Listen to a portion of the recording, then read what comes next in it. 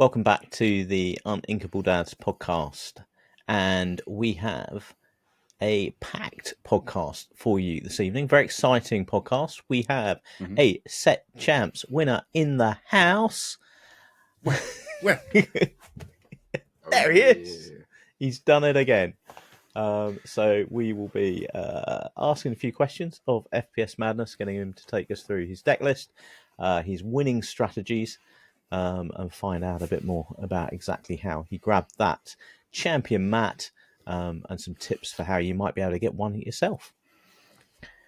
Also, we have all of the news on the upcoming releases. So there's been news dripping out on the next sort of sets of Lorcana, and we've compiled it all together for you. So if you want a look at what the future of Lorcana holds, stay with us, and we've got it all here for you.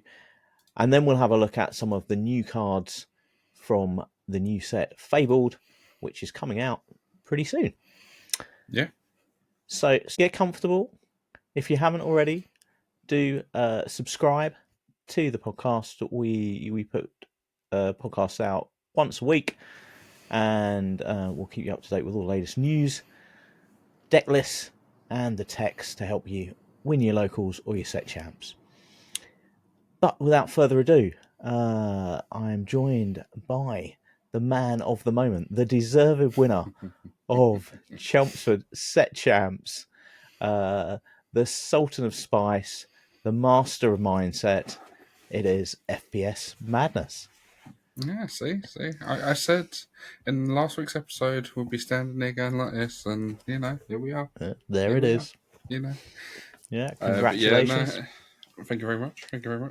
It wasn't an easy one at all. It was quite a difficult set champs, to be honest. I think I played really well and I managed to do it. So yeah, I'll run you quickly through the games I faced, and then we'll have a look at the deck in a little bit. So game 1, 2, and 3, I won all 3 of them 2-0. One of them was, the first round was green-blue discard. Well, I call it discard. It's more green-blue interrupt. It's got Bentamar Will in there and stuff like that. That was up against one of our locals, Chris, who obviously has been on the podcast, Mr. Green Purple Master himself. And so that was a tough deck, right? That was a tough deck because I played Chris and I lost 2-0, and I tried 2 completely different routes to beat him, and I couldn't pull either of them off. So that was not an easy deck to come away with a 2-0 from. No, it's. I quickly realised that if he's going to bend to will, he's going to bend to will. There's nothing I can do to stop it. So I just need to get to 7 or 8 ink as fast as possible. So I tried to make sure I had the Sail, he has what's in hand, Grandma Tyler, and How Far. So that way you can do Sail into Grandma, find hopefully another How Far, and then turn 4 or your turn 5 ink wise, you can sing How Far and play How Far, and that puts you on like 7 or 8 ink straight away. So therefore, if he gets Bent and Will down in time, I think he did get about 4 or 5 cards off me, but I knew that top decking with my deck, I was either going to draw into something that answered his or into more card draw. So I knew as soon as I got up to that ink, it shouldn't be an issue. If I got discarded before I got there, it was always going to be difficult. But I managed to do it, managed to get up to the 7 and 8 ink, and then just held him off from there. So yeah, it was quite good. Round 2 was the Green Steel Pirates. That again quite difficult because they've got quite a lot of high strength characters in there. So dealing with the high strength characters, you've got obviously Space Bar Pete, you've got the Captain Hook, Pete itself, so there's a couple of really awkward cards you have to try and get around in that deck. And I think I played really well. There wasn't really much else to it really. I managed to again find my cards when I needed to. One of my favourite combos I managed to pull off quite a lot through the day is keeping Vision of the Future in my hand at all times. So that way when you do play something like Tyler and you don't find what you need, you can then Visions and find it, or you can use Visions the turn after Tyler to find How Far to get Tyler to sing it. Because just by doing that, it makes a big difference. Going from the 6 ink instead of 5 on that turn means you can ink B-prep if you need to. So that was a big difference for me. And then the next game was Green Steel, but we call it control version. It's up against one of our locals, Ryan, and he was playing what I'm going to call Green Steel Control because it had the Chief Bogo in there, had Tink in there, had a lot of small damage, and then the Prince Philip that banishes all damaged characters. So luckily I knew his deck, I knew the concept of his deck quite well, so I just inked to 7, tried to play as little debuggled as possible really, just inking, singing, doing whatever I could. I mean, I play Tyler, but if he takes it out, he takes it out, I'm not too worried. And then find the manners. Just went on a hunt to find manners because he can answer characters quite easily, but he's always going to struggle against the 9 health maxed up mana. So I managed to get 2 out on board at one point. He took 1 out, and then the next time I played another one. So that really did slow him down, and that got me to 2-0 there. So yeah, I was off to a good start, which was nice. I think after the end of round 3, I was the only player on 3-0. One of the 2 that could have gone 3-0 ended up drawing, so I was the only player on 3-0. So I had to play round 4, which was against Matt. I've got his deck list actually because he posted it on Discord, so I found that. So I've actually got his deck list we can have a look at. And that was Blurple. Matt is a very good player. We've both played Matt in the past beforehand, and he got me on that one. He got me 1-2, so I won 1 round, he won 2. He won the dice roll. So yeah, I was a little bit sort of worried there because I've gone on a 3-0, but 3 on 5 rounds doesn't mean you're necessarily in. You need that 4th to really tie it. Got to round 5 and I was up against one of our locals, and we said we'd play it out and just basically take our time with it. Neither of us were in a rush. We could ID to get through, so we said we'll play it out, and we did. We just hit time basically. In the end, it was a red-blue mirror. We hit time, got the draw, and that was enough for us to both go into top 8. He was going to be guaranteed, I think, top 3. I was going to be either... no, I think I ended up 4th. Somewhere around there. I think I was 4th because I played 5th, yeah. So, yeah. So, yeah, it wasn't too bad. The first 5 rounds was pretty good. Got into top 8, which was nice. Obviously, guaranteed myself the card, so that took a little bit of pressure off. That was the main thing I was after at Chelmsford, I've got to be honest. It's never an easy set champs at Chelmsford. It's a tough set champs. We have some very competitive local players who are all there, and then we have some players that sort of come in for it who we know from around the circuit who there's a couple of really good players that come in for it as well. So it was a good day. Do you remember how many players we had? It was like 23 or something. 28 was it? Yeah, I'm pretty sure. Yeah, so it's pretty good day, pretty busy day. Good turnout. And so we've got the top 8 bracket, right? Oh, we do. Yes, this is a good point. Okay, so we had a fairly blue top 8 then. There was 6 definitely. Of the top 8 were blue, and with a couple of aggro decks making up the numbers. So this was the first aggro I played all day, and I got to be honest, I was slightly worried. I know the deck can beat aggro, but it's not easy. And Channel Dogs is probably the worst aggro for me, just because most of the other aggros, they go wide, but Channel Dog does both. It goes wide and tall at the same time. If they manage to get Channel Dog down, it can be quite difficult to answer. It's a 9-9. So I got my opponent, I did win it 2-0. No, 2-1. It was 2-1. He got the middle one. So it was seeded. So he was 5th place. I was 4th, so I was going first, which I think massively helped me. On the play on the first one, I managed to just take control of the game. Ramped up, took control of the game. There's no issues there whatsoever. Second game, he got me going first. He literally had the nut straw for Chernomog. It was there was no stopping that at all. And then it was actually quite quick. I think our middle round was something like 4 minutes or something silly. He literally hit everything he needed, and I hit nothing. So it was like, well, right, let's go to the next game. And then in the last game, I B-prepped the board. He got a couple of ladies down, tramped down, started to go wide, and then brought in Channel Dog as well. I threatened with half shark because I had 1 half shark on board. and he just basically left it there and quested with Chandog and nothing else. And I was like, well, there's no point me swinging into this. I just die and he still survives. So I played out another half shark. Again, he then just quested with the Chandog, basically to get him up to, I think at that point he was pushing on to 14. So then the next turn he could quest with everything to win. And I basically sacrificed both half sharks into the Chandog, brought back B-Prep and hardcast B-Prep. So that saved me the game. Not challenging in on that first one, because if he'd healed it in any way, I would have been absolutely screwed. So double challenging him with both, bringing back B-Prep and hardcasting that, wipe the board, and then from there, I had Sisu, I had Hades, I had multiple other answers in my hand. I just didn't have another B-Prep, so I had to challenge him with a half shark to bring it back. But bit of luck there for me. It's not an easy matchup. Like I said, that's probably one of the worst aggro ones for Red Blue. Yeah, managed to do that, and then faced Tom. So it was a bit of a weird one, wasn't it? Because you had Blurple versus Blurple on the other top 8, and then so we knew it was going to be a Blurple Red, Blurple Blue Red, Blurple Blue Red in the top 4.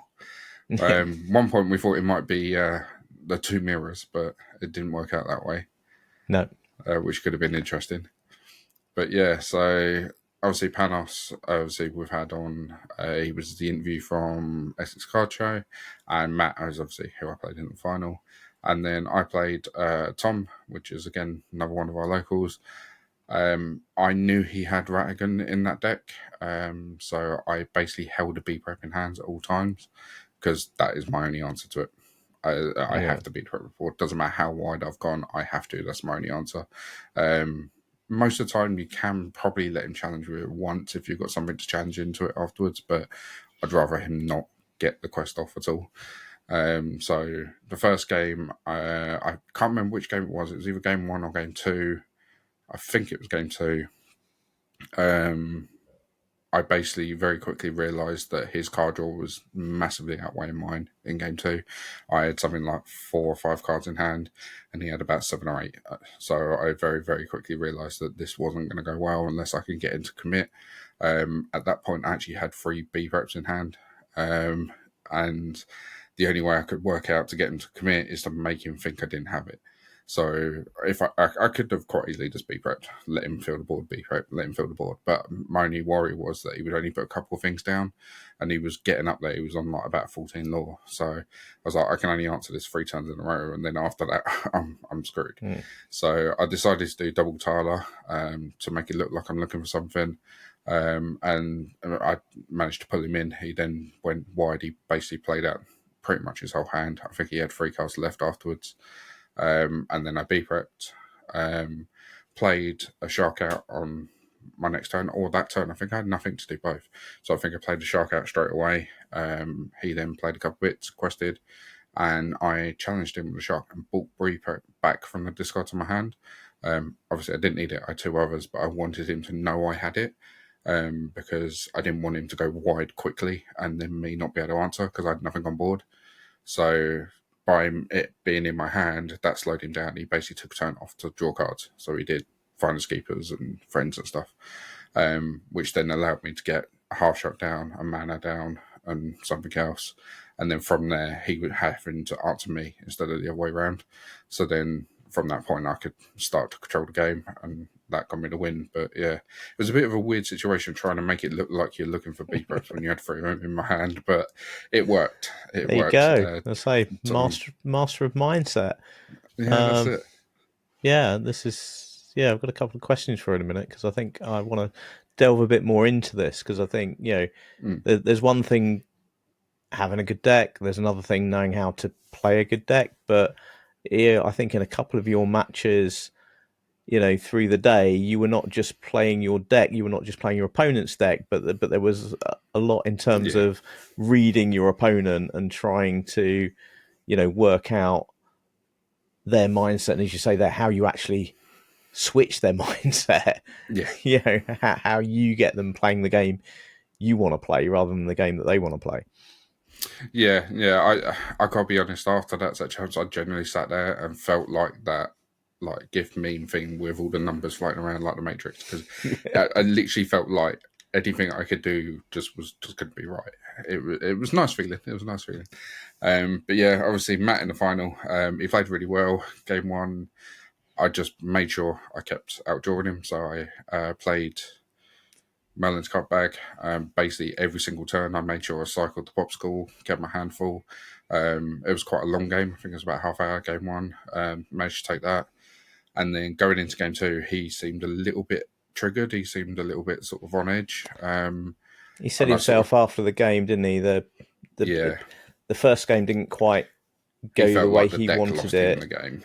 and he said himself that sort of that tilted him. I think was his Yeah, sort of language, and he didn't feel that he got his head on it for game two, no, which, as I say, is mindset is a big part of this game, yeah, and definitely. I know that was a huge game for you, and Oh I yeah, know that you were thinking everything through, and you were nervous and you were really wanting to win that. yeah, yeah, But from the outside, you looked cool as a cucumber. And yeah. Matt I looked think quite that's quite flustered and upset. It was coming yeah, through in his body language, whereas it was your body language the whole time was just, I think that was the difference. Some players, they get a bit flustered. I'm mm, one of them. Probably speed up and play too quick, and that's where you make mistakes. Whereas yeah, I noticed with you, some of the big plays, you would literally, like, think intentionally. You kind of pick your ink up, you spread your ink out, you count your. I could see you physically slowing yourself down yeah, yeah. before you made those sort of big decisions. And that was one thing at the start of game two, which I knew for me, I felt like I had to take it at that moment because if we went to a game three, he would be going. No, I'd be going first because he was seeded. So I won on the draw game one. We were going again, but this time um, on the draw again. And then obviously the last game I would get to go first. So I knew I was going first in the last game, but I didn't want to put myself in that position. So I was like, if I can close this out here, then we're done. And when we started and we were shuffling and cutting decks, I'd noticed he was very agitated. And I was like, if I can take my time here, I think I'll be okay. So that's why I tried to slow myself down. I tried to take some nice deep breaths. And I very quickly thought, he's going to go aggro. That he's going to want this game over and done with as fast as possible. So I kept Sisu in hand off the mulligan, which normally in that deck I would never do. That would be going back 100%, especially against Bleppel. You just don't really use it. But I was like, he's going to go aggro here. I I can see he's agitated. I feel like he's just going to want this game over. So I kept Sisu in hand, found my ramp, and it's exactly what he did. He played 3 genies to the board to try and close it out as fast as possible. I just ramped away, played Sisu, and then from there I then hit Half Shark, Pirate's Life into other bits. I think he got, at one point, he was up to 12 lore.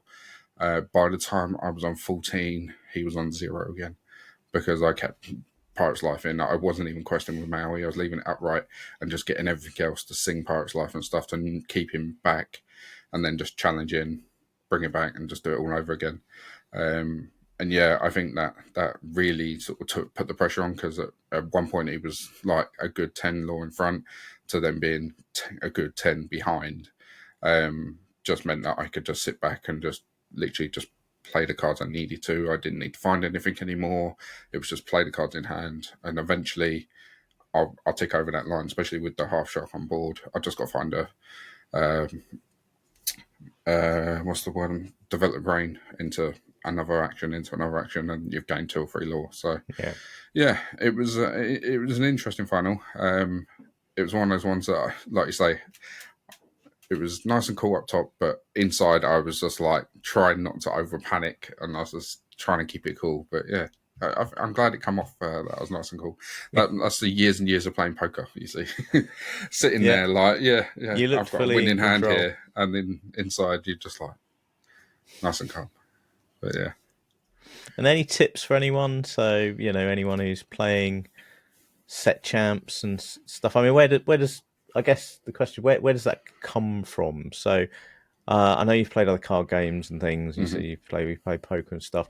So is that just experience, or is there anything that you've worked on to try and get that sort of that reading of the other player and thinking about what sort of tactics the other player might be taking in that situation? Yeah, I think it's something I picked up on very early in Lorcana. It's at the end of the day, it is a card game. Your opponents do have to sit there with their cards in their hand, so people do have tells. People will have tells of this is a really good hand or this is a really bad hand. It's not as easy, obviously, because in I'm going to say in poker, it's very, very obvious when you have a really good hand. Whereas in Lorcana, you might think you've got a good hand and it's not, So it's obviously not as easy. But having those little things that where I picked up on the fact he was slightly on edge, I knew that if I applied pressure early, he was going to basically just fold or misplay or do something. So just by trying to keep calm, and like I said, it sounds silly, but literally just sitting there, and like you say, I was just counting my ink. I knew I had nothing. I knew I was about 16 ink. So I knew I had enough to play a B prep and a mana, but I still sat there slowly counting out the 7, make sure I got the 7, count out the 4, got the 4, right, what have I got left? And then look at my hand and go, right, is that the right play? Yes, I can B prep here and mana, but should I? Should I be doing something else? And just by taking those 10 seconds just to really think of what you're doing can make a big, big difference. I say, I don't think, if someone watched my games, they might, think otherwise, but I don't think I misplayed all day. I think that was the first day where I could walk away and go, I didn't make a mistake today. I felt like everything I did was spot on. And I think that sometimes is what it takes to win at that. You do have to have those days where you're playing unbelievably. And yeah, I think everything fell together for me and it seemed to pay off. So yeah. Cool. Let's have a look at the list. Yeah. Yeah, unfortunately, I'd like to say it's a homebrew special, but everyone will recognise this list straight away. Well, this was interesting as well because you're known locally as the guy that looks to counter them at meta, and come up with something different that will defeat the meta decks. So this was interesting. You decided to pick up a meta deck and play it that way, and so paid off. I played a few online testing games with this, and something about the deck, I think I was playing it wrong. I was playing it wrong for months and months. It's like, obviously, DKP does amazingly well with it, and everyone's seen him do extremely well with it. But I think I was playing the deck wrong. I was always looking at ramping early and then not really doing much in the middle and then trying to close out later. And I don't know what it was. There was something that clicked for me, and I was like, that turn 4 play is probably the most important. It's like, yes, your early game ramp is important because it gets you to turn 4.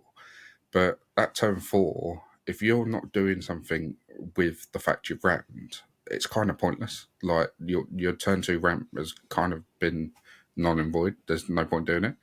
So I was obviously trying to find Sale or Tipo, but the next important one was Tyler, because you need that either Singer on board or How Far in hand to be able to do one or the other.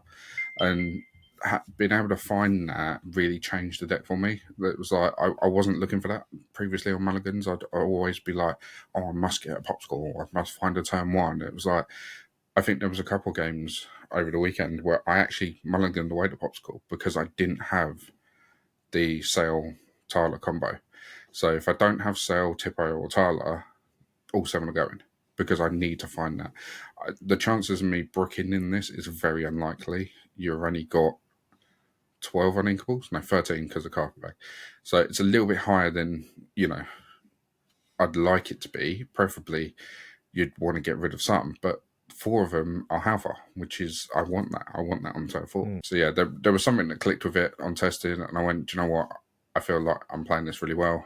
I'm just going to take it and see how I do, and it obviously worked. So I actually then went to a set jumps on Sunday. I actually got invited by Jamie, who's obviously done our deck boxes, the laser outlet. That's the one. I keep going to say outpost. It's not. It's outlet. So yeah, I got invited to a set champs with him, and did really well. I lost round 1. I was playing against a red-blue strength deck, like with Flynn stuff, and it just caught me by surprise. Wasn't expecting it. Never tested against that. Didn't know what I needed to do. I lost that 2-1, and I was like, that's all right. If it's 4 rounds. As long as I win the next 3, I'll be okay. won the next 3-2-0, and then realised there was no top cut. It was only Swiss, and I was like, oh, damn it. So I finished third. So, but I was like, I'll take that. I didn't realise at the time, and I was walking into a completely unknown meta. Obviously, Chelmsford, I could kind of work out roughly what people were going to be playing because we play against them all. We all talk about it. Whereas that was a completely unknown meta, and I was like, do you know what? I'm just going to take this. I very nearly changed something. I went to change a couple cards, and the missus said to me, why are you changing cards? I was like, because I don't think this will work in an unknown meta. She's like, you won with it. Do not touch the deck. And I was like, okay, fair point. So yeah, I just run it again on the Sunday. Like I say, did well. Lost 1-3, 2-0. So it is a very, very first and third. Deck. Yeah, I'll take it. It's, 2 top 4s. So, but unfortunately, with the rotation coming, this is what the deck looks like at the minute. Which is at the minute, yeah. At the minute. Well, the good thing is you could bling out the Hades. I mean, forget the rest of it. Well, this is true. This is true. You could have two Enchanted Hades. Well, yeah. I mean, at the minute, you may as well put Hades to 4 because there's nothing else to go in there. So this is one of the we'll get into some of the new Fabled cards a bit later in the episode. But actually, this has been a quite hot talking point. I know again amongst a lot of people in Lorcana, and it is Portugal. Will it be reprinted? So it's quite interesting. Right? A lot of people saying, yeah, it's got to be because the likes of Tamatoa is kind of a nothing card without it. That deck needs it. Item decks need it. But will it? I mean, will they switch it up completely? Will they bring out another 1-drop? I guess is there another 1-drop that? I mean, there's other 1-drops that you could use in Red Blue. The issue is a lot of them have a cost to them. So it's like pay 1 cost to banish this. So therefore it makes it a little bit awkward to recycle with Tama. But also you wouldn't want to cycle it with Tama because it doesn't draw your card. So there's no point having it back. So it needs to be a 1-cost item that draws a card. Yeah. You could have a 1-cost item that draws a card on play, but costs 1, banish it, do this, for instance, like a set ability. Yeah. So Popsicle obviously heals by 2. You could say, spend 1 ink, banish this, heal by 2. That then would make it a little bit more awkward because you can't just pick them up, throw them in your discard, play Tama, put them back again. You'd have to actually spend 2 ink to do it. So you can't do it when you're on 6 ink anymore. You'd have to start doing it around 8, or you'd have to, banish the Popsicles a couple of turns before. So it makes it a little bit more awkward. So that's a possibility, but it definitely needs to be something that draws. If it doesn't draw, then there's no point playing it with Tamatoa. Obviously, there are a couple of items you want to bring back because they're good, but in general, unless it draws your card, there's not really much point. So it's going to be an interesting one to see. I think it needs to be. There's a lot of decks out there, and there's, you've got item decks in general that all use it. And it's like the Bell as well. It's like Bell almost comes not pointless, but a lot more difficult to fit in a deck because a lot of the other items have an ability when you banish them. So you don't really want to banish them with Bell because then you're not getting to use the item ability. So I think Bell and Tama could become very awkward unless we get another draw item. But we'll see. Hopefully, I said I want an enchanted one. That's what an enchanted popsicle. Yeah. Or an epic. Epic would can't be quite as excited about that as an enchanted Hades. I'm sorry, but yeah, but come on, it could fit in so many enchanted decks. ice lolly. Yeah, really, really glittery ice lolly. The new Popsicle 10,000. I don't know. I was going to say something really smart then, and then couldn't think of anything. But yeah, I reckon either that. What was the other one? I was talking to someone today and he said, if you could pick any 2 enchanteds, it would be Popsicle and B-Prep. Can you imagine an enchanted B-Prep? Yeah. Now that's a card we need. Yeah, I think that has to come back. I think aggro doesn't stay enchanted without it. Interestingly, I understand that Baker has said his reveal is not B prep. Yeah, doesn't mean it's not coming back. Doesn't mean it's not coming back.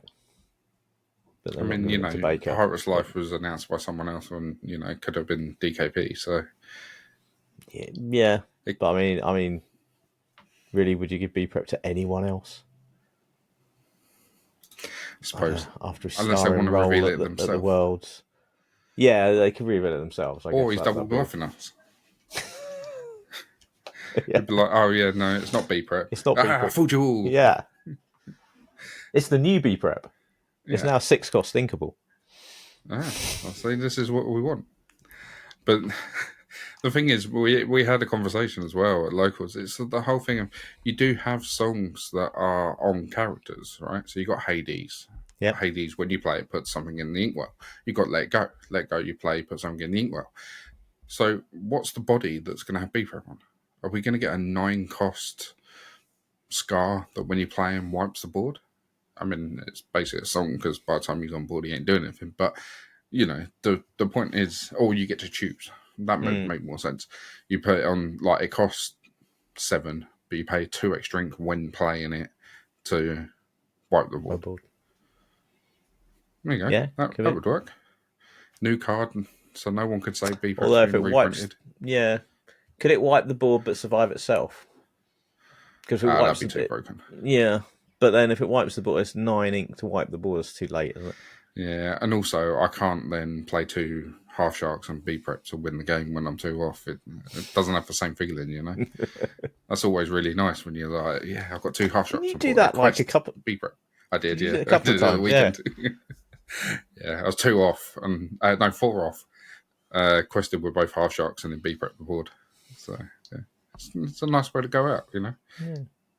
You got to pick up the cards anyway, so it makes it easy. Yeah. So, what do you reckon? What would be your number one then, if you had to bring back a reprint?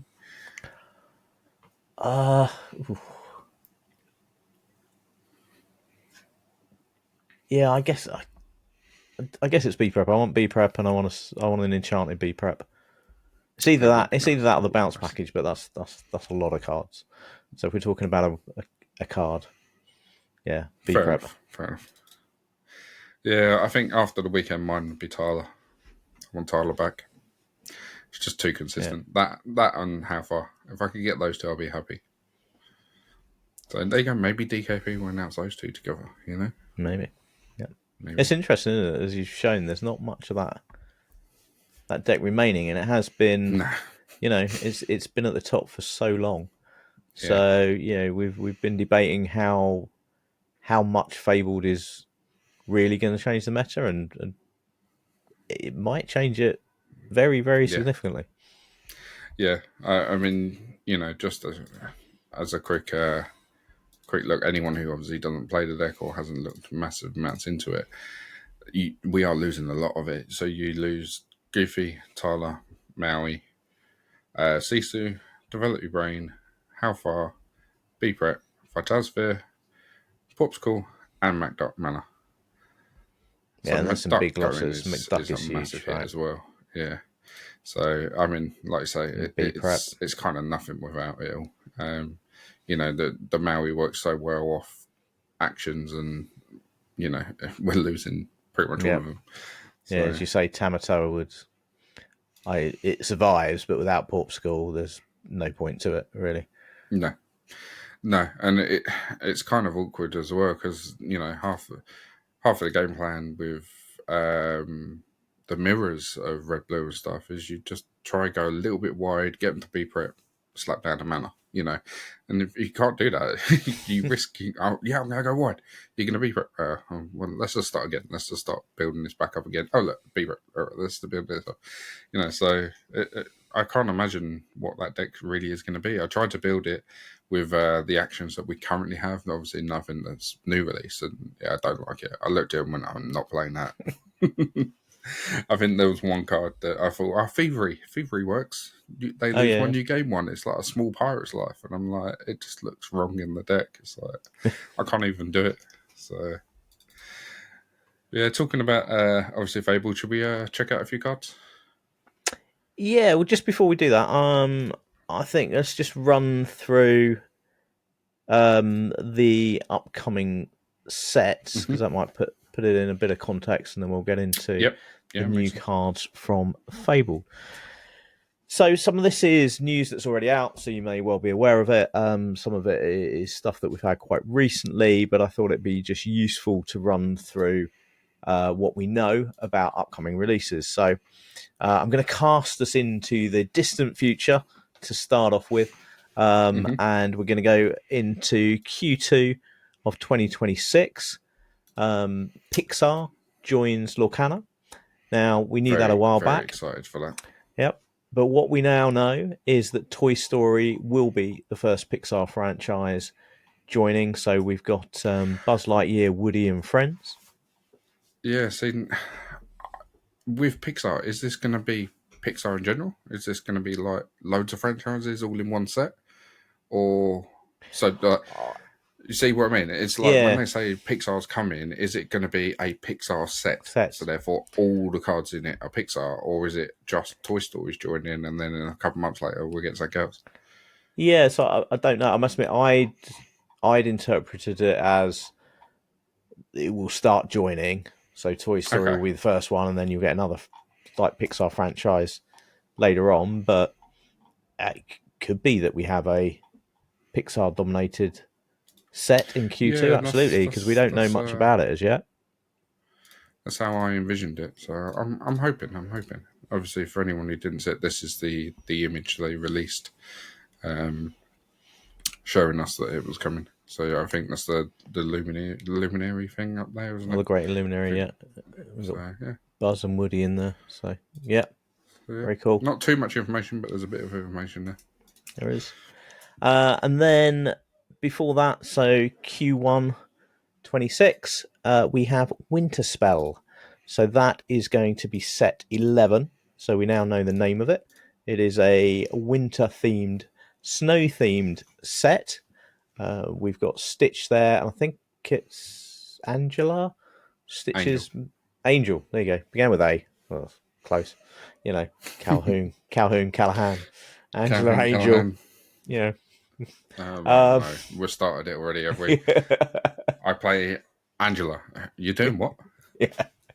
So Angel, Stitch's mate, in there as well. So that looks a very cool set. Pun intended. No, And that's a bad one. and moving a bit closer, set 10 is Whispers in the Well, which we knew. And that introduces the Black Cauldron as a franchise. It's one that I'm less familiar with, one that I need Yeah, to catch I up on. looked. I gotta be honest. I was off at the start of this week. Short story. Mrs. Little and not very well. Off for 2 days at work. Disney marathon on in the background. Cool. We watched like Goofy movie. We watched a lot of other bits. Can't remember the other ones. I rewatched Ryan the Last Dragon. Didn't realize how many characters are from that. I didn't realize. You know, Benja, Raya, Sisu. But you know, Black Cauldron. I didn't even realize existed, and then I found it. It's 1985. That film was made. Wow. I was like, no wonder why I haven't seen it. But I may have to check it out at some point. Definitely. So, Whispers in the Well is November 7th pre release, November 14th full release. So that's quite quickly after Fabled. So, Fabled is Yeah, only around for 9 weeks, which is the shortest set that we've had, which actually makes a lot of sense, yeah, given a lot of yeah. its reprints and things. So, it's sort of short transition and then into Whispers in the Well. Some of the things that we think are likely that so we've got some things that are confirmed and some things that are likely. So it seems likely that Whisper is going to be a classification, much like Yep. Illusions being a Yeah, I think so classification. as well. So we don't know what that would be or what that would do as yet, but that looks likely. We know, so we've got Gaston, Demonica from Black Cauldron, and Daisy Duck in her detective outfit on the front of the booster packs. Hmm. So there's a suggestion that there's going to be quite a lot of detective synergy So they are Yeah, trying to investigate this well, I think, and what the whispers in the well are. I think this ties up quite nicely. I think the new Zootropolis film comes out in the same month, so I don't think that's necessarily by accident. Oh, okay, interesting. Yeah, so Zootropolis, another one that I've watched lots of it because it's been on, but I haven't sat down and watched it start to finish as yet. So I do need to do that one. So it sounds like I need to do that fairly quickly. A new keyword, boost. So again, we don't know what this keyword does. I know you've had Hmm. some thoughts on what it might do. Yeah.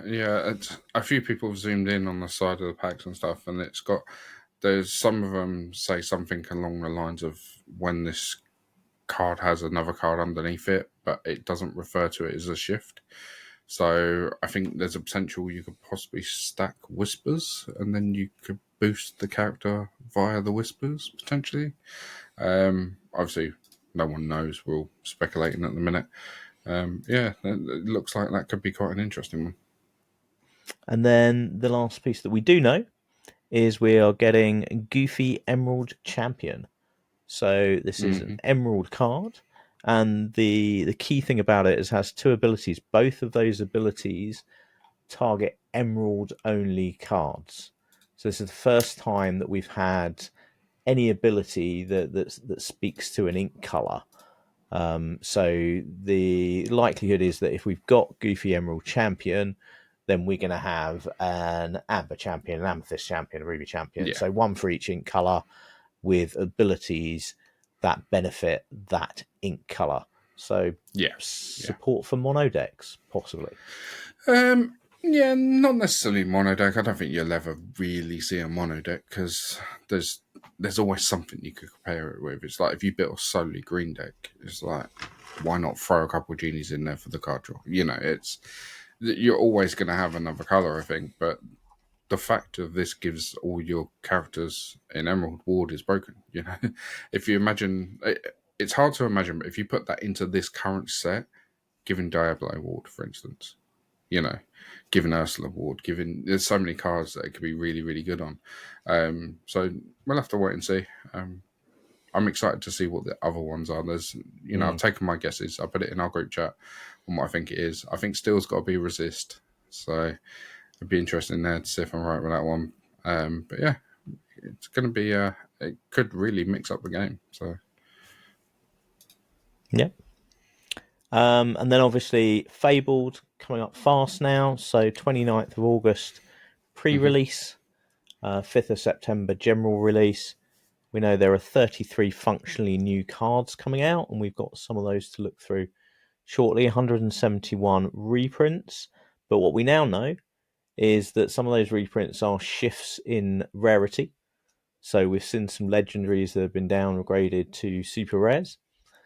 We know that there are some new enchanters coming out as well. So Hades is a reprint as a legendary, so the card's being straight reprinted. But then we're getting an Yeah. enchanted Hades, which we've not had before. So it's really No, exciting no, to I'm get excited some. about them. Um, the set champs for Fabled will run again weekends, Saturdays and Sundays between the 4th and the 26th of October. Maleficent Monstrous Dragon, the new artwork for that on the card and the mat, so that looks pretty awesome. We know what the promos will be now. We have a Sapphire Alice as the buyer box promo.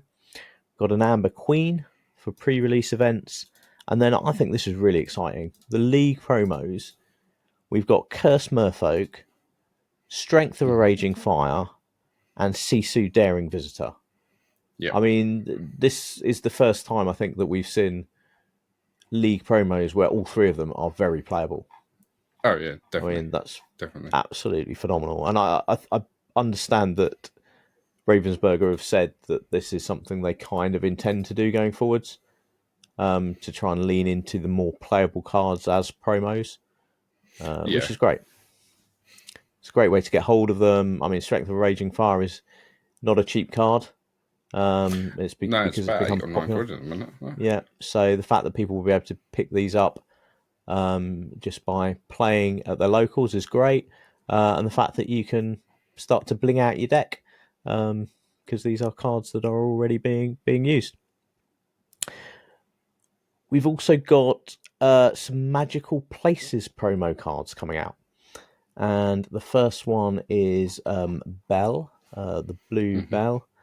Now these are only available at Disney parks and selected events.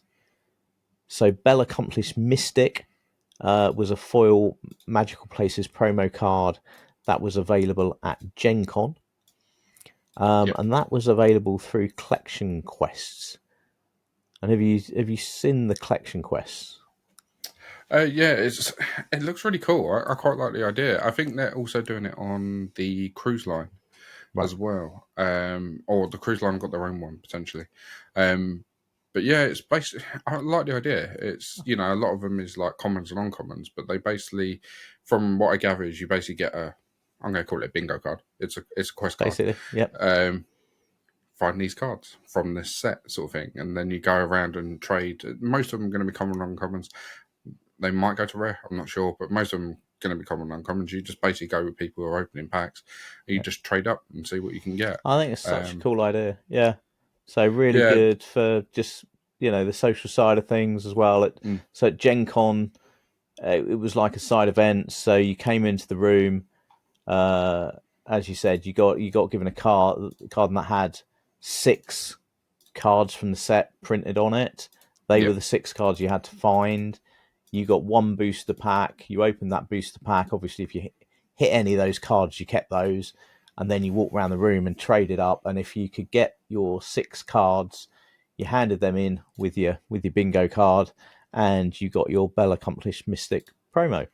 I thought that was a really cool. Yeah, I really like that as an idea for anyone that's got an interest in Lorcana. But even if you're not big player, if you're more of a collector, whatever, and the way Yeah, bringing people together, and I getting think people it's one talking. thing that I feel is kind of missing from Lorcana compared to. I can't compare it against Magic because I've never played Magic. But if you think Pokemon, for instance, as a kid, the one thing you did was trade. That you built up this collection, and then you're like, oh, I haven't got that one. I'll trade this. I'll trade that. There's not really much of a trading scene as much in Lorcana. You do get it occasionally. Like I've been to action events before where someone's gone, "Oh, have you got your spares on you?" And you're like, "No, sorry, I don't normally carry them around." But it's one of those ones of there's not much of a trading scene. Whereas this is trying to help people get into that mindset as such. It's like, bearing in mind these commons and uncommons most of the time are going to sit in the bulk box and not do anything. It's like, start trading with people. This little side quest that they can do just to give someone a promo. Promos, to them doesn't really cost anything to print. It's such a nice way of getting people to interact and talk and like, oh, have you got this? Have you got that? And get excited about those little promo cards, and excited about the common and uncommons, which is good. It's a good thing, I think. So. Yeah, so I thought that was really cool. And then the final thing that I've got on my notepad here is some puzzles. So Ravensburger is a puzzle company. That's where they originally come from. That's what they're known for. So they are releasing 1 puzzle for each ink color. These look really cool. The artwork on the box just looks awesome. You've got each puzzle features a number of characters from that ink color, so you've got all your favorites in there. And each puzzle includes a Mickey promo card, so same promo card in each puzzle box, so you can pick whichever ink color that you want or collect all 6. And you grab your Mickey card. So they come out on the 1st of September. So yeah, I like that Amethyst one. Got the genie in there, the Jafar. We got a Monstro. We got an Arthur. Have you heard of the new Puzzle Gate? I'm going to name it a Puzzle Gate. It's not called that, but no. So far, cards in this picture, funny enough, have been reprinted. So we've got Genie, we've got Last Ditch Effort, We've got the Elsa, we've got the Belle, we've got the Honey Wizard, we've got the Queen, we've got Okay. I can't remember what it's called now, but that's got released today. So far, most of the pictures on the front of the box have been reprinted. It would make sense. Why bring out a puzzle with cards that are no longer in rotation of the game, I suppose? But Okay. that could give us a hint of what's coming Give up. us a You hint. know, Right. we've got So Big Cindy that's here, we've got Ariel here, Hercules. Herc. You know, Okay. there's some quite important and impactful cards there. Oh, So, Tiana was early, right? And she could be an yeah, interesting card. yeah. So this could be a little hint towards us here. So yeah, it'd be interesting to see. There are other obviously boxes. I haven't got the picture for the other ones, unfortunately. I was trying to find them, but they're very, very, very blurry. And if I can't see them, there's no way you're going to be able. But yeah, there's a little thing going around that are we supposed to be paying more attention? Are they actually being smarter than we think now? But unfortunately, there's no beeper on the box, which is a bit. Ah, I might draw it shame. on there. I wonder if I'll get a puzzle and draw it on whether we'll get it. Have them scrambling at the factory. Oh, we didn't print any of these. Come on, get some printed. Yeah, no, it looks good. Also, I don't know whether you know about this, so I'll bring it up. Obviously, this is a card from Fabled, so this is got announced today. Circle of Life, anyone who's listening on Spotify, 8 cost, Inkable, Sing Together 8, play a character from your discard for free. That's not what I wanted to look at. Obviously, it's a fairly decent card. The thing that I wanted to bring attention to, and this is blurry, unfortunately, I can't find a decent photo, is actually the symbol has changed. The legendary icon has changed. A lot of people thought it was just a cosmetic thing. Apparently, it isn't. It's actually a seal of some type Yeah, to it's like a stop fakes security being print printed. or something, isn't it? Yeah. Yeah, so it's got a certain pattern in a certain way, and if you hold a legendary up with one that someone's tried to copy, you should be able to tell quite easily that Oh, it's a that's a good fake. thing. So it's actually a security seal. So yeah, thinking outside the box, eh? Hmm. So, shall we have a look at a couple of these new cards that are coming out? Yeah, let's get into it. So, one I wanted to quickly show on the pod because we spoke about it tonight. We've got to have a look at the Hades. That It looks so is good, doesn't it? so good, so Yeah. good. I must admit, I didn't think of a Hades Enchanted being No. printed, but now that they've printed it, that is just such a chase card. Yeah, Yeah, then that's a very nice card, and it's also very, very playable. I think Blur Hall's going to be very strong in set 9, and Hades is a 4 of in that deck. So, this could be the Tamatoa of set 7. This could be the chase card for a lot of people. There are a couple of other really nice enchanteds, but I think play wise and art wise, this has definitely got to be one of the top ones. So you've got a few here that you pre-selected for us to have a look at. So we have Minnie Mouse, Sweetheart Princess. She is a 4-cost Inkable, 2/4, quest for 2, and she has 2 abilities. First ability is Royal Favour.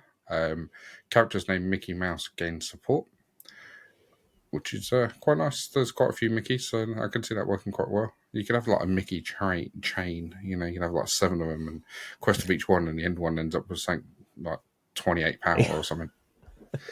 yeah, And the second ability, and take out a one with it just for yeah, for and kicks. then take out a Merfolk. And the second bit is by now, whenever this character quests, you may banish a chosen exerted character with 5 strength or more. Okay. Now, the key point here is the support. So when you do read support, it says whenever they quest, they may add their strength to a chosen character. Doesn't have to be your own. So you can actually use Mickey's to give support to an opposing character, quest with Minnie, and then banish that character. So it's actually a nice. two card combo to basically banish anything. Yep. As long as your Mickey's sort of on like 3 or 4 strength, it's probably going to get rid of most things. And So you know what? We it's actually might quite a see powerful card. support. Yeah, and I think we might see support coming in more. Mm. I mean, if we've got a set with less removal on and it becomes a bit more of a board based, challenge meta, then support becomes a lot more relevant. Yeah, definitely. And this is exactly what I was talking about earlier with the B prep on a character. This is Greatest Criminal Mind, isn't it? Yeah, World's Greatest Criminal Mind. Yeah. So that's kind of what that is. It's on the body. So yeah, And each time you quest as well. yeah. So you can do it multiple times. If it sticks on board with 4 willpower, it's got a good chance of at least getting 2 quests off on it. So yeah, I thought it was quite a nice one. Move from there, we have Dumbo. So this is the Enchanted that we're looking at, which I'm really excited about this card. I think this could do some serious work in a lot of decks. There's a crazy combo I've come up with, and they announced a reprint today that makes the combo work. So I am extremely excited about it, but we'll save. I want to get it working first, and then I'll tell everyone about it. So, but yeah, we're looking at Dumbo, which is a 4-cost Inkable, 9th Wonder of the Universe. He's a 3/3, quest for 1. He's evasive, and he has 2 abilities. The first one is Breaking Records. You can exert for 1 ink, and you draw a card and gain 1 lore. So he quests for 1 anyway. So if you've got a spare ink, you pretty much always do this. You can draw a card and gain a lore. So it's basically exert 1 to gain a lore. So I can't see why you wouldn't. But the second ability is the one that really makes this card pop off, which is Making History. All other characters with evasives gain the exert, pay 1, draw 1, gain 1 lore. So they basically gain his ability. There's a lot of aces in Blurple. There's a lot of aces in a few other decks as well. This could really pop off in a few decks, I think. Has some nice potential there. So Yeah. I mean, if you play green, purple, you can go 1, 2, 3, 4 at least yeah, as evasives. 1. Oh, Pegasus. Yeah. Pegasus, Quite easily. Diablo, Tinkerbell. I mean, you wouldn't then be able to pay the 1 ink until turn 5, but I suppose No, if you but got if they 4 of them stay down on on turn board, 5, you could just turn all of them sideways and draw 5 cards. yep, game 5 So ink and game 5 lore and draw 5 cards. Yeah. yeah, that's not a bad turn 5, is it? So yeah, I think this has a lot of ability. I think purple's going to be the best place it's going to work, just because the amount of ink in that deck that you can have that 1 extra here or there to be able to utilize it. But yeah, this could be replacing the purple turn 4 genie. So I'm gonna have to watch out for that one. Moving on, this is obviously the standard, not the enchanted version. Just so people get reference to what the difference is. Then we have a number. Try again. Another Dumbo. Do you want to talk us through this one? Yeah, so this is a 3-cost Inkable Dumbo the Flying Elephant. It's a 2/2. It's evasive again, so obviously sticking with that, this is getting an evasive on board before your 4-cost Dumbo comes down with those abilities. And when you play this character, chosen character gains evasive until the start of your next turn. So again, that's playing even more into that synergy where you don't have to have all evasives. So rather than say the Tinkerbell that I was suggesting, which isn't a particularly great card, but it's evasive. You could play a stronger card, and then Dumbo could come down and give that evasive as well. So yeah. Yeah, it's really nice. It's definitely fits in with the theme, doesn't it? So does the next one, which is again another really powerful card. I'll let you pronounce that because I'm going to get it wrong. So it's Timothy Q Mouse, There we go. the flight instructor, 2-cost Inkable, 1/4. Let's show 'em Dumbo is the ability. While you have a character with evasive in play, which we've just said you pretty likely to. The deck that this is going to go into, this character gets +1 lore, so he would be questing for 2. You could. Obviously, the Dumbo for turn 3 is evasive itself, but even if it wasn't, you could give this evasive, and then that still triggers the ability. So it's quite nice. I can see anyone picking up the theme of maybe an evasive set next set. Especially with the last one we're going to look at in Amethyst, which is the Magic Feather. This is a 2-cost item. Now, normally items in Amethyst don't do very well, so we'll have to see how this does, but it has 2 abilities. The first one is you can fly, which is when you play this item, a chosen character of yours, while this item's in play, that character gains evasive. So you can give something evasive and it stays evasive unless this item's banished or returned to hand. The second ability is Grounded, which is pay 3 ink to return this item to your hand. Interesting. It's the first time we've had an item that's tied to a character, right? So if the character's banished, the item sits on board but does nothing. Okay, interesting. Yeah, so then you'd have to pay the 3 ink to return it back to your hand to use it again. So, I mean, you only ever run 2 of these then, wouldn't you? Because you wouldn't want multiple sitting on the board doing nothing. But no, unless you've got a way of some other mechanic that uses items on the board. Yeah, it could be interesting. Like I say, Amethyst items don't normally do very well, so it'd be interesting to see how this holds up. But the concept's there. I just don't know whether it's strong enough to really do what you want it to do. If this was, you could leave it on in play and then choose a character at some point, that could make more sense. But the fact you have to choose it when you play it, it means that you're paying 2 costs for that on top of something else. So, argument's sake, Maui's Fishhook, for instance, you could leave that on board, pay 2 ink to make something evasive. Whereas this, you have to do it on that turn. So it makes it a little bit more awkward. But we'll see. It could see playing the right deck, I think. But yeah. Moving on, we have a couple of Emerald cards to look at. So the first one is Goofy, set for adventure. He is a 2-cost inkable 2/2 quest for 1. And the ability Family Vacation. Once during your turn, whenever this character moves to a location, you may move one of your other characters to that location for free. If you do, draw a card. I think it's okay. I think you'd need a relatively strong location deck. We don't seem to be having any new locations coming in, so I was going to say. So we haven't got, because we lose a few decent locations out of the game, right? Yeah. Queen's Castle, Manor, which is a real shame because this is actually gives you a reason to move into Manor.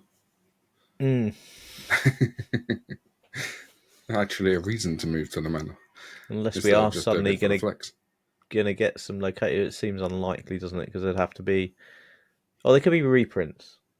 It seems unlikely we're going to get new locations. I just don't see what, apart from Hidden Cove, I can't see what you'd want because that then protects them as well.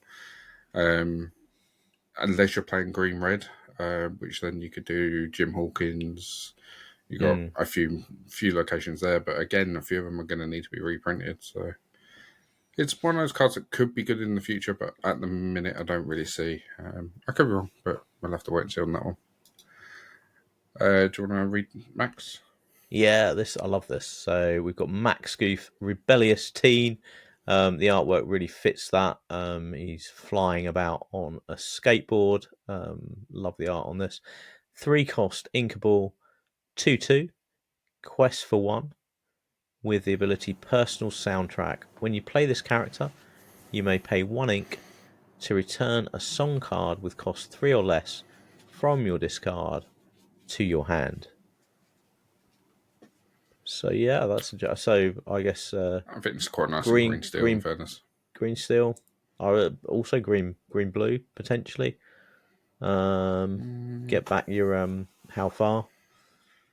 Yeah, no, 3 costs or less. Oh, 3 costs less. Yes, no, good point. No, so yeah. So Yeah, still then, because we know that we've got Strength, the Raging we've Fire got coming strength. back. Yeah, yeah, that's the only one I can think of off the top of my head. You've also got Into the Ink and Into the The Unknown Unknown, potentially, but but that's Blurple. that's locked to That's Blurple. color locked. So yeah, I think it's going to struggle to find a good free cost. Again, this may be they're looking at the future. They obviously know the next few sets, so there could be some really good Yeah, and low cost songs coming. as we've said, Whispers, Fable's only around for 9 weeks, right? 9 weeks. So there may well be cards in Fable that are intentionally in there because they're going to have things to combo with in Whispers in the Well. Yeah. So next up, we have a look at a epic. So this is Standout. So this is the epic. This is what that looks like, and then the standard. So as you can see, the epic breaks the border, takes away the black line around the edge, and just fills the card out a little bit more. So Standout is a action song, free cost, inkable. Chosen character gets +3 strength and gains evasive until the start next turn. So this could be one that you bring back with Max. This has potential. I don't think you really want to buff that much in Emerald, but could work with some other abilities. So again, we seem to be the sort of support buffing stuff up, aren't we? We seem to be going down that sort of line, which could be quite interesting. Yeah, so it's going to be interesting if there's if there's less removal. Everything's going to be evasive. Well, not everything, but evasive is going to be a big thing. And then it's buffs and support. We're going to have to do some maths, aren't we? Yeah, definitely. They're wanting us to do some mental arithmetic. So going from there, we've got a few others. What we're trying to do is just speed run through these because obviously otherwise we'll be here forever. So have a look here at Power Line. So this is the first Power Line. This is the 2 cost. Signal 4, nice and easy. It's a free 2 cost for 1. Basically, the very first singer we've seen outside of Amber. All singers have always been in Amber, and now Power Line is going to be the first singer outside of Amber. So Red, getting that singer ability. So Red Steel. Red Steel looks like it could be a deck that could potentially. It's got potential. So do we have Zeus, or is Zeus? Zeus is set 4. Zeus is set 4. So unless it gets reprinted, we don't have Zeus, which is a shame because that could power quite nicely. But we also have the big boy Power Line, the 6 cost. I'll read the non-enchanted one because it's just easier to read. Shift 4, so it's a real shame, that B-Prep might not be coming back because this is a Shift 4 Singer 9. This is B-Prep on turn 4, which also unfortunately does make me feel like it's not coming back for that reason. So he is a 6 cost, 6/4, which is massive stats. Quest for 2. So he's just a great card in general. And then his ability, personally, I think is a little bit crazy. His ability is Mashup. Once during your turn, whenever this character sings a song, look at the top 4 cards of your deck. You may reveal a song card that costs 9 or less and play it for free. So bye-bye, Ariel. Look at the top 4 and put it to hand. Haha, we're going to play it for free instead. So shifted on 4. Yeah. So Sing shift this immediately. on 4. Turn, sing pretty much any song in the game, apart from 2, I think. And then have a look at the next 4 and see if there's another one you want to do. The only thing crazy card. Yeah, the only thing I think I need to check with judges on this, on how the ruling works, is you look at the top 4 and then you have the may reveal a song and play it for free. So I believe you don't have to if you find something that you don't want to play. So because of the full stop, then it just means that you don't have to do the next bit. So you have to look at the top 4. That's a bit so you have to do, but you don't then have to reveal a song and play it. So if you do find, argument's sake, say B-Prep was in the game, so you're on a massive whiteboard, you did use this, and you did find B-Prep, you wouldn't have to play it. You could go, nope, stick it all to the bottom. So I don't think B-Prep's coming back because of this card. But there's other cards that you may, in that situation, go, oh no, I can't play this right now because it's actually going to have a negative effect on me. You don't have to do it. It just means it's going to the bottom. So, and the Enchanted is absolutely gorgeous as well. So this is, yeah, we've got some really banging Enchanteds in this set. So it's getting more and more interesting, right? We were 33 new cards. How much product do you want to buy if lots of it is reprints? But actually, they've made sure that, from the looks of it so far, that these 33 new cards are 33 good cards that we're going to want to get, and there are some absolutely stunning Enchanted. So, yeah, really looking interesting. There's a fair few epics which are really nice as well. So I think it's going to be quite difficult. So we have next up Mickey Mouse, Brave Little Prince, which is obviously the epic, not the epic, the iconic card, which is a free cost, inkable 2/2, shift 5, evasive. When this character has a card under him, he gains +3 strength, +3 willpower, and +3 lore. Basically turns into Mickey BLT because that's Mickey's stats. Yeah. It's a 5/5 quest for 4. So yeah. So shift, and if we think that in the future there might be boost or something where sliding a card under another card under him, not it doesn't say when shifted. Yeah, so this could be one of those cards that's a lot more powerful in the future than it is this set. So we'll have to wait and see on that one. And we have the next Enchanted is Eye to Eye. Is this, or is this 1/2/1? Eye to Eye, I believe. Eye to Eye. Goofy meme. I mean, I'm guessing since Goofy and Max are pointing at their eyes, we'll go with that. Yeah. So this is a sing together 9, or just straight up power line sing on his own. Each player draws 2 cards and gains 2 lore. If 2 or more characters sing this song, ready them, they can't quest. So basically, if Powerline does it on his own, he has to stay exerted. If you do it with a couple of other cards, then they do get to ready. So they can't quest, but you could technically sing again with them. So yeah, I think that's the key to this. You're not gaining a lot out of it if just Powerline sings it, unless you're on 18 lore and you want to get over the line, obviously. Yeah, but you're giving your opponent 2 lore and 2 cards as well. But if multiple characters sing it, multiple characters sing it, though, you get to ready them, which is powerful, right?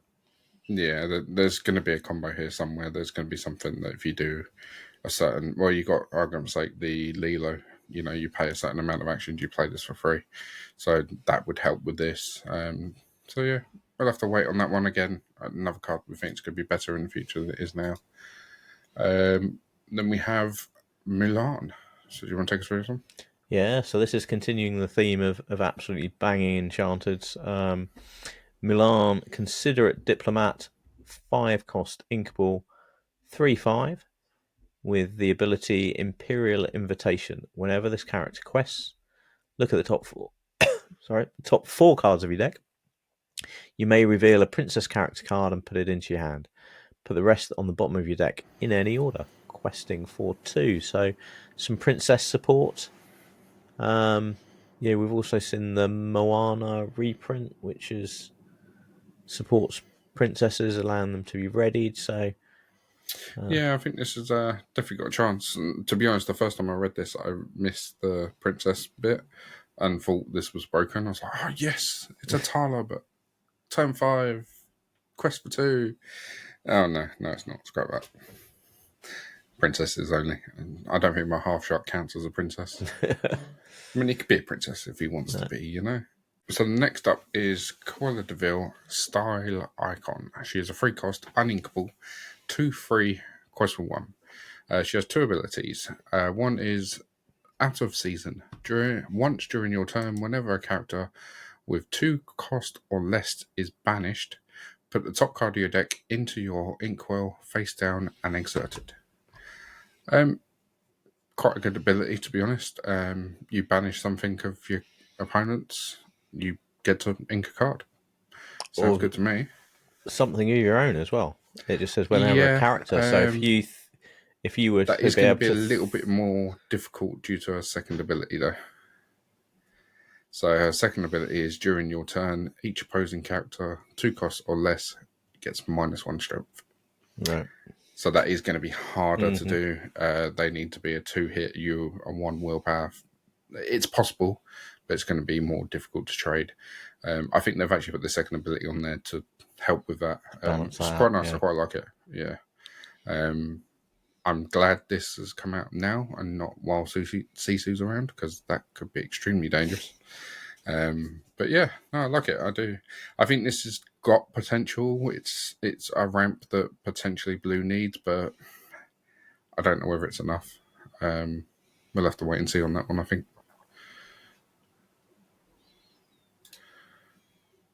Up next, going into Steel, is the 3-cost Inkable Lilo, best explorer ever. 2/2, quest 1. So she has 2 abilities. Come on, people, let's move. So when you play this character, other characters gain Challenger +2. So this is a bit like Cricky / Crab. It's, given that little buff into Challenger, which I think is really nice. And the second ability, go get them. Whenever this character quests, chosen alien character gains Challenger 2. So on play, you give something +2, and on quest, you give an alien +2. So I'm guessing Stitch is going to be an alien. So there's potential there with Lilo and Stitch synergy. Yeah, what do you reckon on this one? I think it. Well, there's another part to that second ability, Oh, have I which is misread quite this? important. And this character can challenge ready characters this turn. So when you give the alien Oh, yeah. Challenger Sorry, I missed that. +2, that alien can then challenge ready characters as well. Which Oh, again, if we think we're going into a meta with less removal, which is going sorry. to be if we think we're going into a meta with less removal, that's going to be more board based and Yeah, challenging, then the ability to challenge ready characters could become very important. yeah, definitely. I was literally thinking today that Red Steel could be a really good starting point for next set because of that challenge ready. And I was just going to have a look at how many alien characters we have. So if we look at current aliens that are in the game, one big one that jumps out to me straight away is obviously Stitch himself. So that's going to be quite powerful in itself. The fact of he can gain the law and draw a card. These are all set 5 and beyond. So there's quite a few nice synergies here.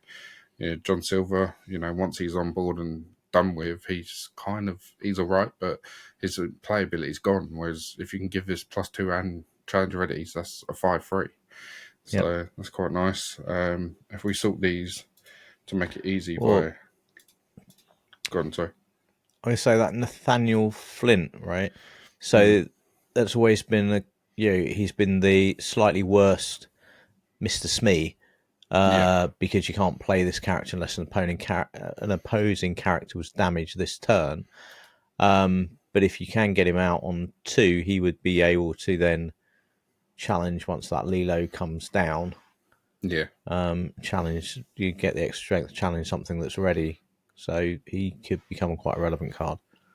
Yeah, definitely. I think Pleakley could quite easily see play now as well in Blue Steel. So there's a potential there with the Lilo. Make this a 5/4 that can challenge ready characters. After it's been used, it could definitely be an option. So there's quite a few powerful cards that I think but got a potential here that could be used. Sorry. We'll have to wait and see on that one and see if we can get a nice Lilo combo going. So go from there. We have one last one to look at for this time round, which is Jasmine. Do you want to take us through this? Yeah, so this is Jasmine, Fearless Princess.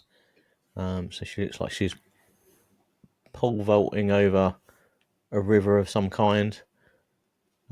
She is a 5-cost Inkable 3/7. So plenty of willpower there. With 2 abilities: Take the Leap, during your turn, this character gains evasive. So it's another evasive character. And then now's my chance. Choose and discard a card. This character gains Challenger +3 this turn. So that makes her a 6/7.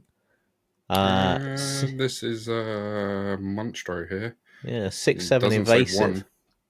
Doesn't say one card. You can discard as many as you like, right? That's a good point. So you could stack discard it, 2 yeah. and make this a 9/7. Nice. Takes out mana, which doesn't exist in the game anymore afterwards. But you know, there's going to be other things. Yeah, and quest for 2. It doesn't say once during your turn, so I'm assuming you can stack that. So that's really interesting. Be important. Might be important. And on 5, that's not bad, is it? Princess Hero, so good synergy there for Steel anyway. It likes princesses and heroes. So yeah, it's a really interesting card. Definitely has a good option. The artwork on that is just next level. I was just looking at it, trying to work out what's going on, and the artwork's good when you generally have to look at it and go, "Oh my god, what's this and what's that?" Yeah, there's lots of just look at it. Yeah, lots of movement in there, isn't there? Lots of lots going on in the scene. But yeah, she looks like she's pole vaulting over a river of some kind. Yeah, that's really good. So yeah, there's a few there that definitely I think could definitely see play and mix things up. Could make things a bit interesting out there. So, like we say, when we looked at the deck at the start, the fact of the DKP deck is going from what it is now down to bare bones of a deck. That deck I don't think is going to exist anymore. And to take away a deck that's that big and that powerful, Fable's going to be doing something right. I think we still need some aggro answers at the minute. Slightly worried that aggro may start to run away, but as long as we get that, I think it's going to be a really good set. So yeah, so stay tuned. We will be covering it. We'll be coming up with some of our own deck lists, and you've got FPS Madness's broken combo to look forward to as well. So if you haven't done already, do drop us a like and subscribe to the channel. That really helps the channel out, and we'll make sure that you don't miss any upcoming videos. Yeah, definitely. Like we say, I just want to obviously say thank you to everyone who has subscribed recently.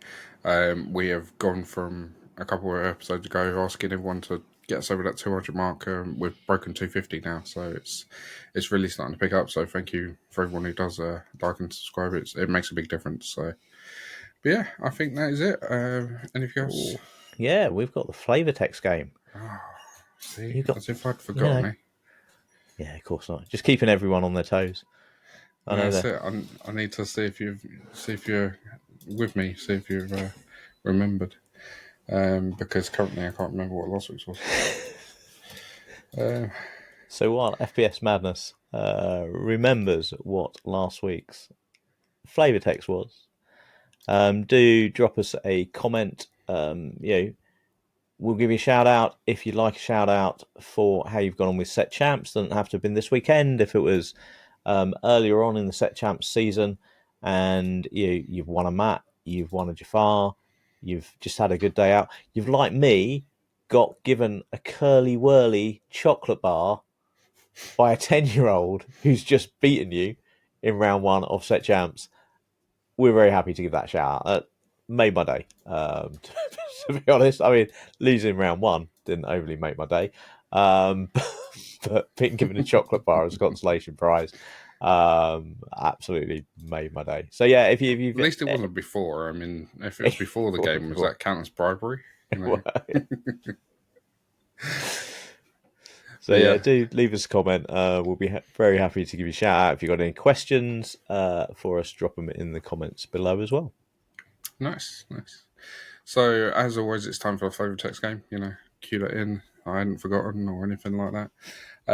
So last week's flavor text was: you need a good plan and even better luck to make it across these treacherous waters. What's Jasmine on a pole vaulting across the river? No, that's the one. Yeah, well done. Yeah, it's a card that we hadn't even spoken about. No, it was Saudi Azaratsi. So a card that was absolutely vital for me over the weekend, and worked really well. So That was a good one. So this week's flavor text, which we'll reveal on next week's episode, is actually a new card. So we've gone one for the next set. It's a pen type, and it has been in today's episode. So if you're not sure, watch the episode again. It's there somewhere.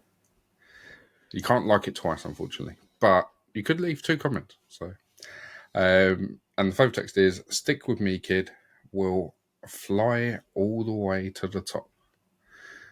So I think that's quite an obvious one. So yeah, have a look around the episode on the cards we talked about today, and it'll be there somewhere. So yeah, as always, I think that is it. It is time to end the episode. So it's time to roll up that playmat. Pack away the dice. And remember, stay uninkable. See you next time. See you next time. Had to get it in the wall. Very nice.